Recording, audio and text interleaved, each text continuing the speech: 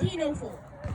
Imagine, if you will, August 22nd, 1798, on the small Caribbean island of St. Domingue, present-day Haiti.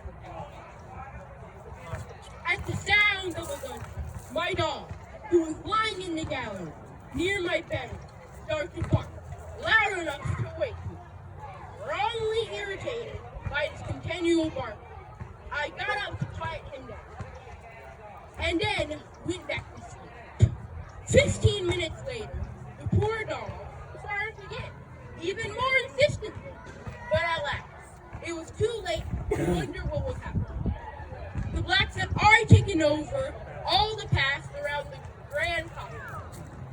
Hearing the noise they were making, I jumped out of my bed and shouted, "Who goes there?" A voice like thunder answered me. "It is Death." And now in his French colonies. This account is from a Frenchman who later recounted the first night of the Haitian Revolution. Haiti, or Haiti, Arawak, for mountainous land. At the time, was a French colony.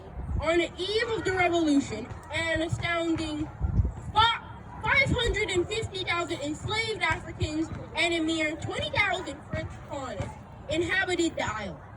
The enslaved Africans led an ultimately successful insurrection that would last for 14 years under the leadership of great African heroes such as Duty Boukman, Louverture, and Dessalines against the French Emperor Napoleon Bonaparte.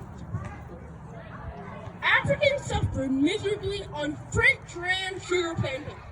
Sugar exports were a huge source of capital for the French.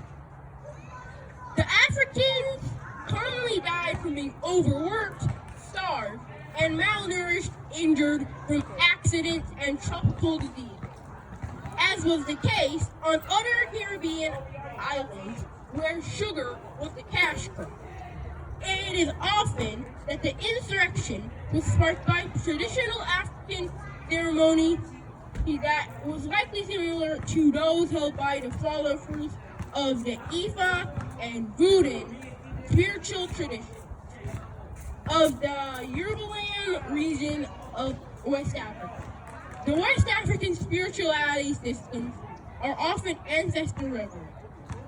The exploited Africans beseeched their ancestors for strength and guidance to win the battle against the French. In their 1804 victory over the French, the former colony became the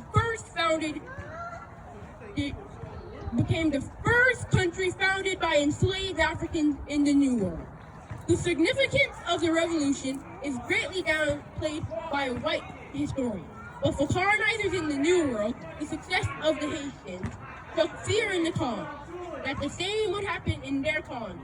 The success of the Haitians heavily influenced enslaved Africans in other colonies to revolt.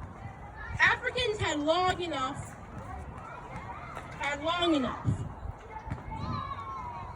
They never accepted their condition as inferior beings exploited by Europeans. Napoleon, cash-strapped after having lost his cash cow island. Because sugar profits were no longer available, sold another French territory, the Louisiana Territory, a whopping 828,000 square miles. Haiti is only 29,000 miles. To the American government for a mere $15 million, $358 million today, or 3 cents per acre, Haiti later took control of Spanish Haiti, present-day Dominican Republic. In 1822, and emancipated Africans there.